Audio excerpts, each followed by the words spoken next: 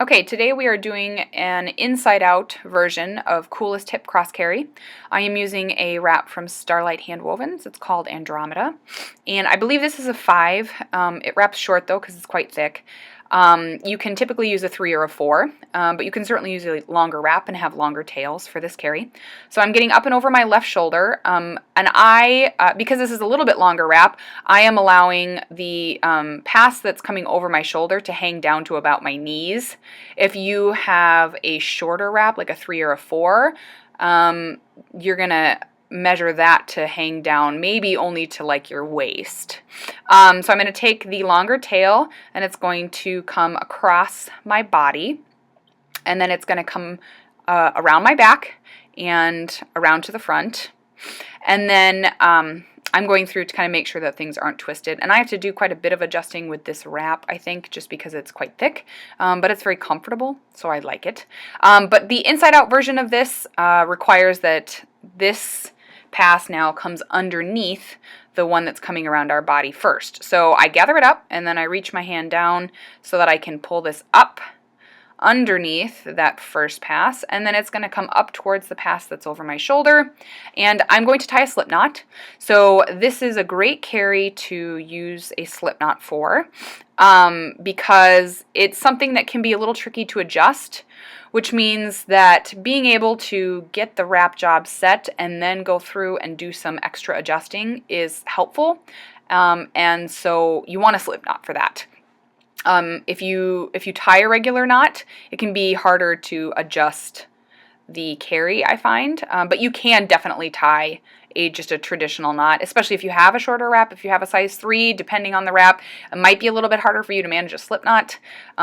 So you could also do a ring finish though. I've done that for this carry, which allows a little bit more adjustability. So kind of just play with that and see what works for you. So I get my slip knot tied, and if you want a little bit more detail on how to tie a slip knot, watch my rebozo video. I talk you through that a little bit more specifically. So I'm going to get the wrap adjusted now. I'm going to make sure that the slip knot is set up higher on my shoulder, and I'm going to make sure that everything is kind of even and not twisted. That's really important, that the wrap is, flat and all the edges are not twisted around each other. And then make sure that I have some space to get my child in there. So I'm going to go ahead and grab him, and then I'm going to hold him up on my shoulder opposite the slip knot, and then guide his feet down. So I guide the first leg into that inside pass closest to my body, and then his second leg is going to go down into that outside pass. So now he's kind of sitting in an X sort of position on the wrap. So I'm going to work with the inside pass first, and I'm going to just get that spread out over his body. So I'm going to find the top edge, and I'm going to spread that out. And this can be a little bit difficult. You just need to, get some practice. So I'm going to get that pulled up,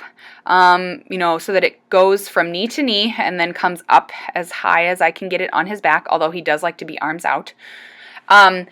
And I'm making sure that there's not a ton of slack over towards my slip knot. So see on that bottom edge there, I really do have quite a bit of slack kind of on that edge by the slip knot. I'm going to reach in there and pull it over.